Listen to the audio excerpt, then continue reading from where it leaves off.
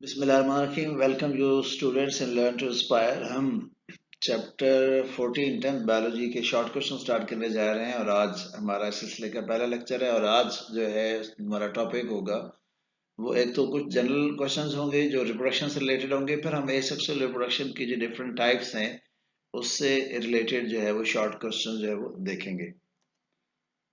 हमारा सबसे पहला क्वेश्चन जो इसमें है, define reproduction and give its significance. Reproduction क्या होती है, इसकी इंपॉर्टेंस लिखिए।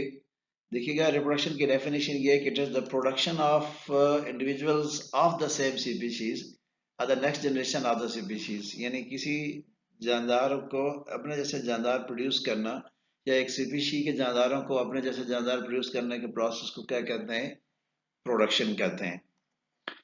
It is one of the fundamental characteristics of living things. तमाम जो लिविंग ऑर्गेनिजम्स है उनकी एक बुनियादी खासियत है। यानी जब हम लाइफ को डिफाइन करते हैं तो उसमें कुछ लिविंग ऑर्गेनिजम्स के बेसिक कैरेक्टर्स को स्टडी करते हैं और ये it is one of the basic character that the living organism reproduce. Next आपके पास है इसकी इंपॉर्टेंस क्या है, सिग्निफिकेंस क्या है। देखिएगा, reproduction is essential for the continuation of species. किसी भी जानदार की नस्ल की बका के लिए जो है रिप्रोडक्शन का होना जरूरी है, नंबर वन। और नंबर टू आपके पास है, it ensures that genetic material of one generation is transmitted to the next. जो विरासती खसूसियात है, जो जेनेटिक मटेरियल है, वो एक जनरेशन से दूसरी जनरेशन में इसकी वजह से ट्रांसफर होता है। और नंबर थ्री आपके पास है, this also ensures that the advantageous characteristics are transmitted to the next generation. याद रखिएगा, जो सेक्सुअल रिप्रोडक्शन होती है खास तौर पे वो जो ऑफ स्प्रिंग्स है उसमें बेस्ट करेक्टर्स को ट्रांसफर करती है, इसको कहते हैं एडवांटेजियस कैरेक्टरिस्टिक्स। और ये बेसिकली किस वजह से होती है, रिशफलिंग ऑफ जीन होती है, reshuffling of genes and that particularly take place during crossing over of meiosis.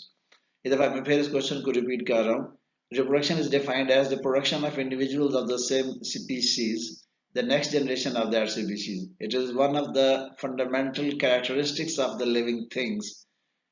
Significance. Reproduction is essential for the continuation of species. It ensures that the genetic material of one generation is transmitted to the next. This ensures that the advantageous characteristics are transmitted to the next generation. Next question हमारे पास है, why is reproduction necessary for living organism. इसका हम answer जो है अभी पिछले question में देख के आए हैं। देखें, इसका आंसर आपके पास है, reproduction is necessary for living organism. Number one, it is essential for the continuation of species. मैंने जैसे बताया किसी जानदार की नस्ल की बका के लिए ये जरूरी है, number one. Number two, it ensures that the genetic material of one generation is transmitted to the next. और जो विरासती खसूसियात होती हैं वो भी एक नस्ल से या एक जानदार से दूसरे जानदार में ट्रांसफर होती हैं। थर्ड है, this ensure that the advantageous characteristics are transmitted to the next generation. तो जो क्वेश्चन पिछला वाला था जिसमें हमने सिग्निफिकेंस देखा था, ये ऑलमोस्ट वही जो है पॉइंट्स जो इस क्वेश्चन के आंसर है। नेक्स्ट क्वेश्चन आपके पास है, what are types of reproduction. Reproduction की डिफरेंट टाइप्स कौन सी होती हैं। रिप्रोडक्शन की जो बेसिक टाइप्स होती हैं वो दो होती हैं, एक आपके पास सेक्सुअल रिप्रोडक्शन और एक आपके पास एसेक्सुअल रिप्रोडक्शन है। सेक्सुअल रिप्रोडक्शन जो होती है that involves the union of gametes. ये जो गैमीट्स हैं ये मेल और फीमेल गैमीट्स होते हैं जिनको स्पर्म्स और एग्स कहते हैं, और इनकी यूनियन से जाइगोट बनता है। तो ये एक बेसिक प्रोसेस है जो सेक्सुअल रिप्रोडक्शन में होता है। This type of reproduction in which union of gametes take part is called sexual reproduction. Next आपके पास है एसेक्सुअल रिप्रोडक्शन है, इसमें बेसिकली माइटोसिस होती है, गैमेट्स की जो है इन्वॉल्वमेंट नहीं होती, यूनियन ऑफ गैमेट्स नहीं होती। देखिएगा, the type of the reproduction in which union of gamete does not take place is called asexual reproduction. Examples of asexual reproductions are, इसकी जो डिफरेंट टाइप्स उसमें से चंद एग्जांपल यहाँ पे मैंने लिखी है। नंबर वन आपके पास है बाइनरी फिशन, नंबर टू आपके पास है फ्रेगमेंटेशन, नंबर थ्री आपके पास है बडिंग, नंबर फोर आपके पास है बायोस्पोर फॉर्मेशन। ये नेक्स्ट क्वेश्चन जो आपके पास है वो है, what is asexual reproduction, give its types. अब क्वेश्चन जो हमारा ऑलमोस्ट वही है, उसमें जो हमने पढ़ा है बस उसकी स्टेटमेंट जरा डिफरेंट है। नंबर वन है एसेक्सुअल रिप्रोडक्शन की डेफिनेशन अब यहाँ पे आएगी, the type of the reproduction in which union of gametes does not take place is called asexual reproduction. और जो इसकी कॉमन टाइप्स आपके पास है, some common types of asexual reproduction are, number one binary fission, Number 2, fragmentation. Number 3, budding. Number 4 was spore formation. Number 5, parthenogenesis. Number 6 आपके पास है vegetative propagation, जो artificial भी होती है और natural भी होती है, यानी natural vegetative propagation and artificial vegetative propagation. Last में आपके पास जो है ये क्लोनिंग है, ये भी एक सेक्सुअल रिप्रोडक्शन की एक टाइप है. नेक्स्ट क्वेश्चन आपके पास है what is binary fission. Binary fission क्या होती है, इसको जो हमने देखना है. बाइनरी फिशन बेसिकली क्या होता है कि ऑर्गेनिज्म जो है, एक ऑर्गेनिज्म जो है ये दो ऑर्गेनिज्म जो है उसमें डिवाइड हो जाता है और इस प्रोसेस को बाइनरी फिशन कहते हैं. ये सिंपलेस्ट और सबसे कॉमन मेथड है एसेक्सुअल रिप्रोडक्शन का. A type of asexual reproduction in which an organism divides into two equal parts and each part develop into a new individual. It is the simplest and the most common method of asexual reproduction. अच्छा, अब ये किन organism में होती है? It occurs in prokaryotes, bacteria में होती है. इसको आगे जाके हम अगले क्वेश्चन में देखना भी है. And it may also occur in many unicellular eukaryotes like protozoa. And it also take place in some invertebrates. कुछ invertebrates के अंदर भी होती है, जैसे प्लेनेरिया वगैरह.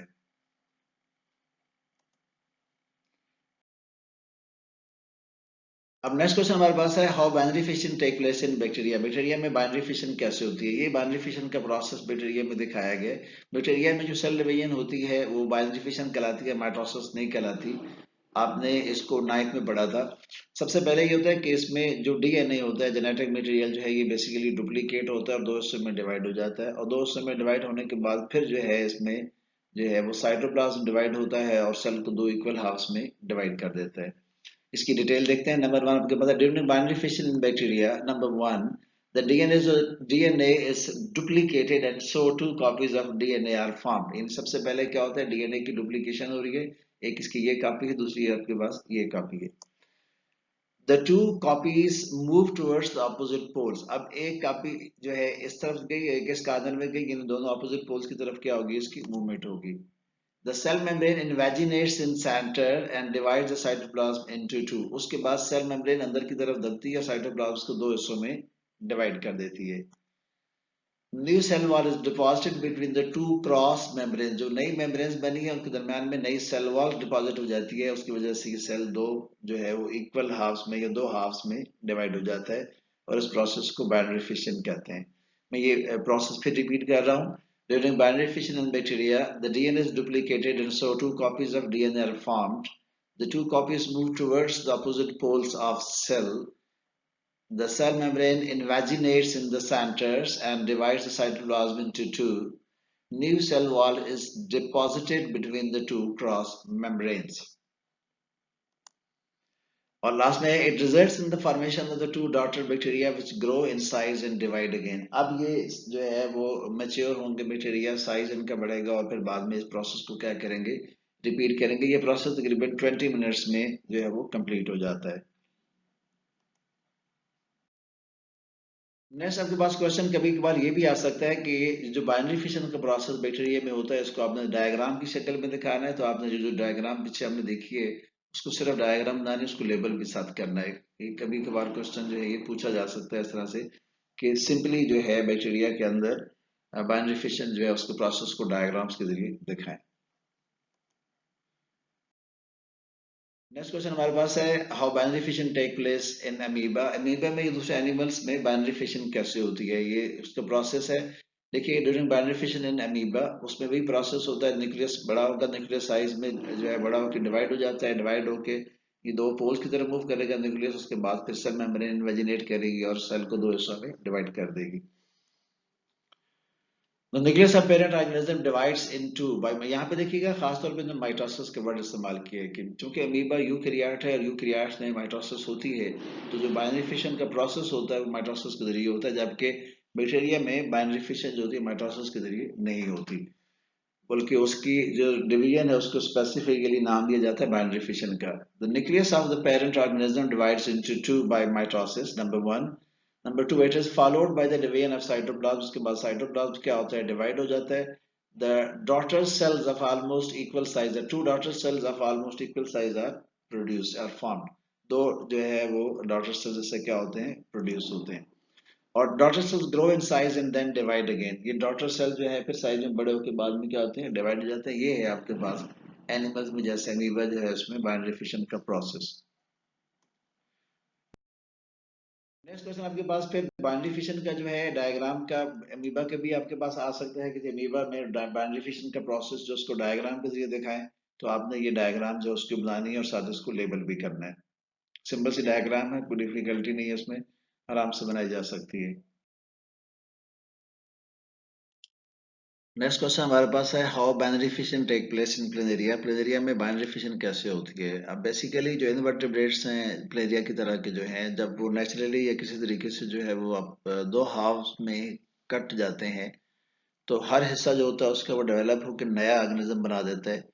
इस प्रोसेस को कहते हैं बाइनरी फिशन इन इनवर्टेब्रेट्स। जैसे कि आपके सामने ये प्लेनेरिया दिखाया गया है, प्लेनेरियम, ये आपके पास एक ऑर्गेनिज्म है, ये बेसिकली दो हिस्सों में कट गया है, इसके से ये अलग हो गया, ये अलग हो गया, और दोनों से डेवलप होकर फिर नया ऑर्गेनिज्म बना देते हैं। During binary fission in planaria, body is cut into two halves and the missing body parts are regenerated in both halves. This process is called as binary fission in planaria.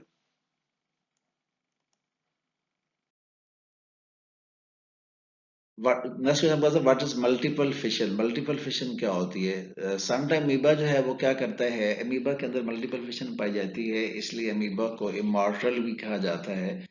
जब unfavourable condition आती है तो amoeba अपने इर्द गिर्द जो है ये कवरिंग सी बना लेता है, इस कवरिंग को सिस्ट कहते हैं। ये सिस्ट रेजिस्टेंट होती है, जब तक कंडीशन अनफेवरेबल रहती हैं तब तक जो है ये सिस्ट जो है ये मौजूद रहती है। जब कभी फेवरेबल कंडीशन रिटर्न होती है तो ये इसमें जो है ये रेड कलर का जो है ये दिखाया गया न्यूक्लियस, ये न्यूक्लियस जो है ये डिवाइड हो जाता है माइटोसिस से, और ये बहुत सारे डॉटर न्यूक्लियाई बना देता है, जो तादाद में 16, 16, 32, 64 या 128 हो सकते हैं। जब ये न्यूक्लियाई बन जाते हैं तो उसके बाद जो है इसका जो साइटोप्लाज्म है वो भी डिवाइड हो जाता है, और साइटोप्लाज्म का कुछ पोर्शन जो है इसको न्यूक्लियाई को कवर कर लेता है, और इस तरह से जो है इसके अंदर जो है ये डॉटर न्यूक्लियाई जो है they become covered with cytoplasm, यानी इसके अंदर फिर डॉटर अमीबा बन जाता है। ये बेसिकली इनको डॉटर अमीबा कहते हैं, ये बस्ट कर जाती है सिस्टिस की, और हर वो पोर्शन जिसमें साइटोप्लाज्म मौजूद था और न्यूक्लियाई मौजूद थे वो डेवलप होके जो है वो कंप्लीट जो है वो अमीबा में कन्वर्ट हो जाता है। So sometimes amoeba forms a cyst around itself and its nucleus continue to divide. When this cyst bursts, a large number of amoeba forms, and this division is called as multiple fissions. अब ये amoeba कहेंगे इसको, ये plural word है basically जो है amoeba का।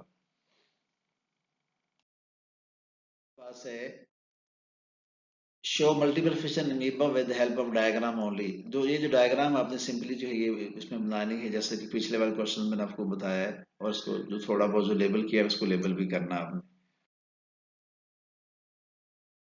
Next question आपके पास है, how multiple fission take place in amoeba, amoeba multiple fission कैसे होती है। अब ये प्रोसेस है आपके पास पूरा डिटेल देखिए। Amoeba forms hard walls called cyst around it, amoeba पहले तो अपने इर्द गिर्द क्या बनाता है, सिस्ट बनाता है।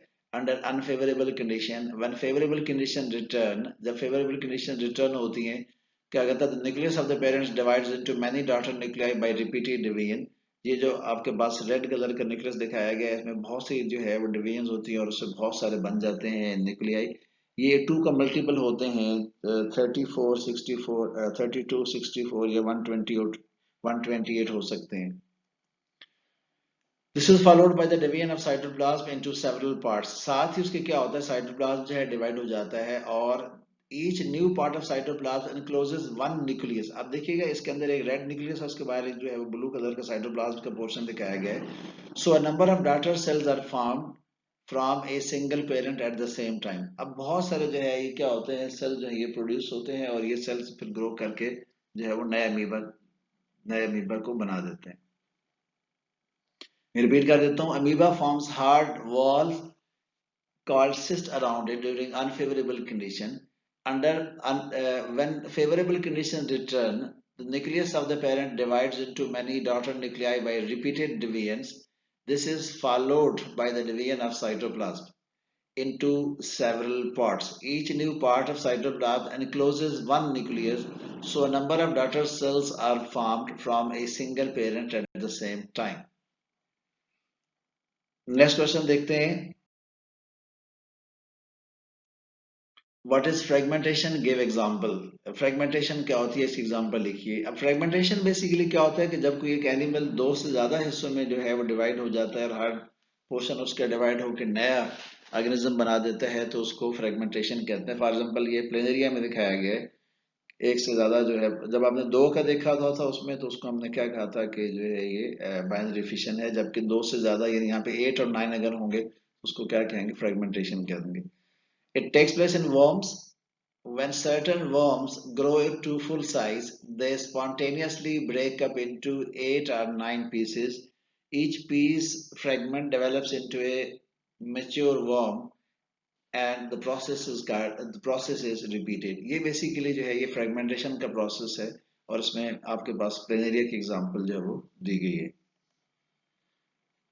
If a planarian breaks into many pieces instead of two, it will also be called as fragmentation. यानी अब यहाँ पर उसने प्लेनेरिया के बारे में बताया, जैसे कि आपको स्टार्ट में मैंने बताया था इस क्वेश्चन के, अगर प्लेनेरिया दो से ज्यादा पीसेस में डिवाइड होगा तो वो क्या कहलाएगी, फ्रेगमेंटेशन कहलाएगी.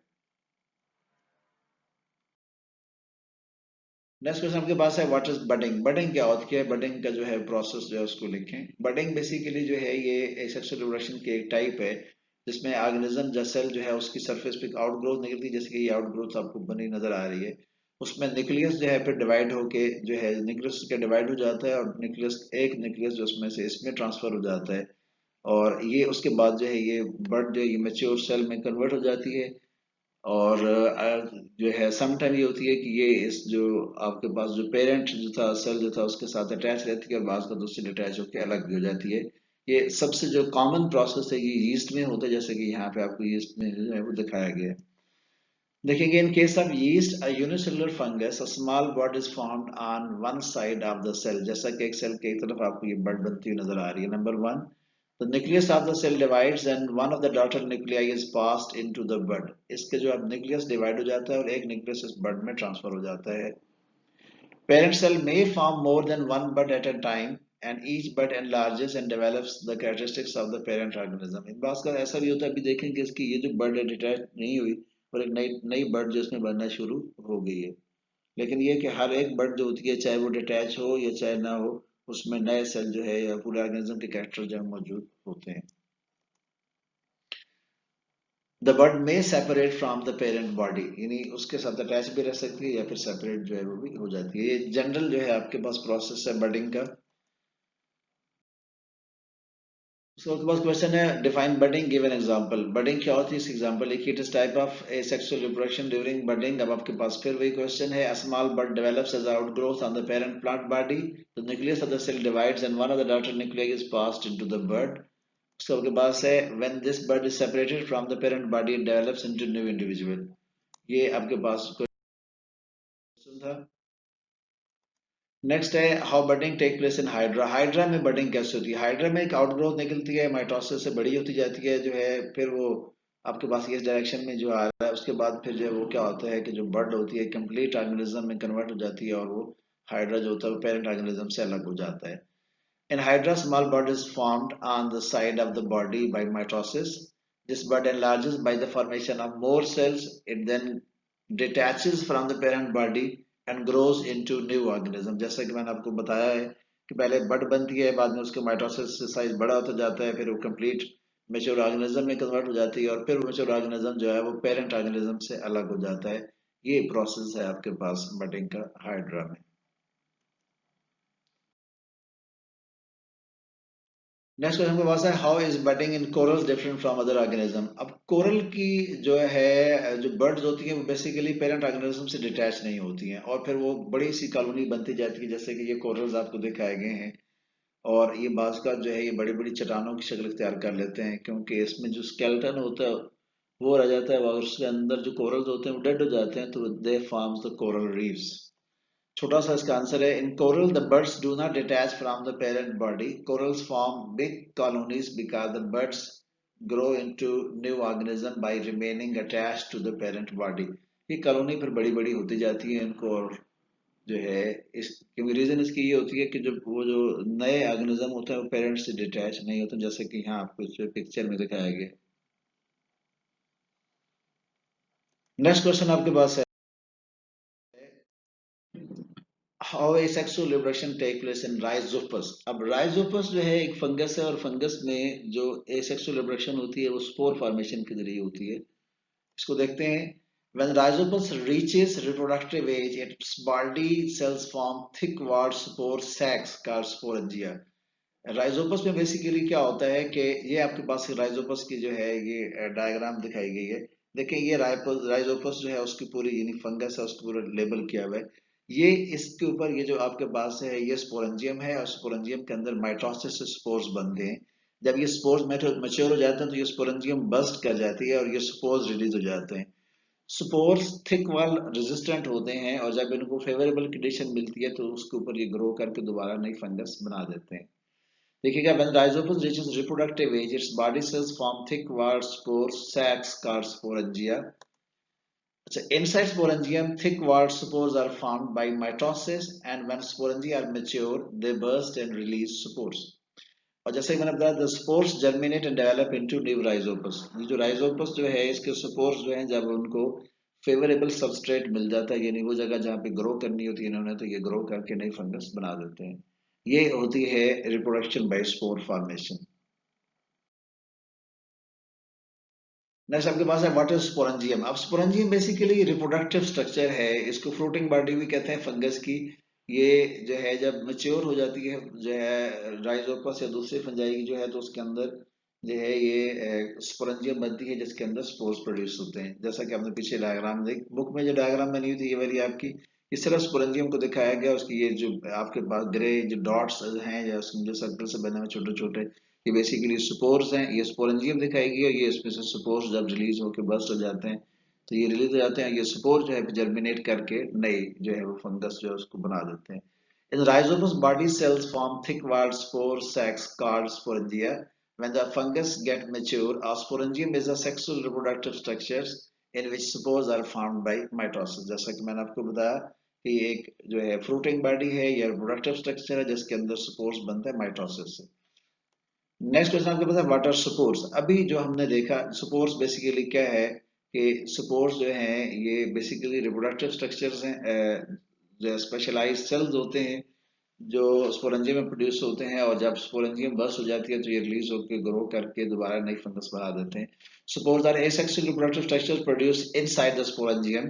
Each spore is haploid and covered with a thick wall called cyst, and it can survive unfavorable conditions। यानी जो सिस्ट होती है उसकी वजह से ये जो स्पोर्स होते हैं ये अनफेवरेबल कंडीशन में सर्वाइव कर जाते हैं। नेक्स्ट क्वेश्चन देखते हैं, how rhizopus spores survive in unfavourable conditions. अभी मैंने आपको बताया कि स्पोर्स जो होते हैं they are thick walled, they have cyst around them, and that cyst basically protect them in the unfavorable conditions। In rhizopus, spores are covered with a thick wall called cyst। This cyst can survive unfavorable conditions and it protects the spores। आपके पास है what is parthenogenesis. Parthenogenesis क्या होती है।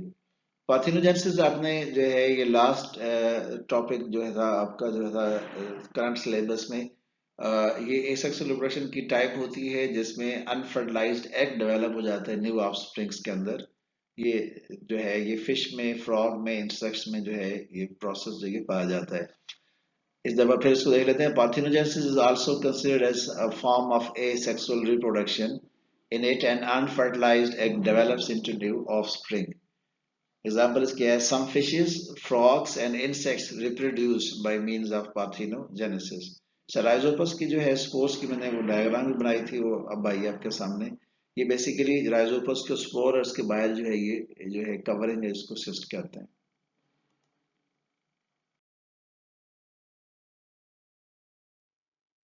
Next question आपके पास है, और ये प्रोबेबली आपका लास्ट जो है वो स्लाइड होगी जो है इस टॉपिक की। How parthenogenesis take place in honey bee. Honey bee में पार्थिनोजेनेसिस कैसे होती है। अब देखिएगा जो क्वीन हनी बीज है ये क्या करती है, it Lay's eggs in Honey com. और उसमें क्या होता है कि जो बहुत सारे एग्स होते हैं दे रिमेन अनफर्टिलाइज्ड, और वो बना देते हैं जो हैप्लॉइड मेल्स जिनको ड्रोन्स कहते हैं। और ये ड्रोन्स बेसिकली वो बीज हैं जो प्रोड्यूस होती हैं पार्थिनोजेनेसिस से। At the same time, some eggs are fertilized by male bees and these develop into diploid females, new queens and workers। यानी क्वीन और वर्कर्स जो होते हैं ये बेसिकली फर्टिलाइज्ड एग से प्रोड्यूस होते हैं। और मैं इसको रिपीट कर रहा हूँ क्वेश्चन को। Queen honey bees lay eggs in the cell of honey comb, many eggs remain unfertilized and develop into haplike males drones by parthenogenesis। ये क्वेश्चन एमसीक्यूज में आता रहता है कि जी drones are in nature are haploid। At the same time, some eggs are fertilized by male bees and they develop into diploid females, new queen and worker bees। Next question आपके पास है what are different morphological forms of honey bee. Honey bee की morphological forms हैं वो तीन होती हैं जैसे कि अभी हमने देखा। नंबर वन आपके पास है queen is diploid honey bee lays eggs जो अंडे देती है। Drones are unfertilised haploid males. Drones जो है दूसरी टाइप होती है जो अनफर्टिलाइज्ड हैप्लॉइड मेल्स होते हैं, बेसिकली पार्थिनोजेनेसिस से प्रोड्यूस होते हैं। और तीसरी टाइप जो आपके पास है वर्कर जो हैं they are diploid bees develop from the fertilised eggs.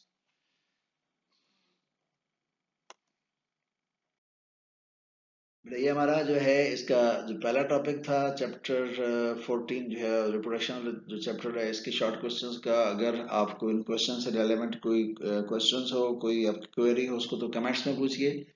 Video को लाइक कीजिए और चैनल को सब्सक्राइब कीजिए। Thank you, stay blessed, thank you very much.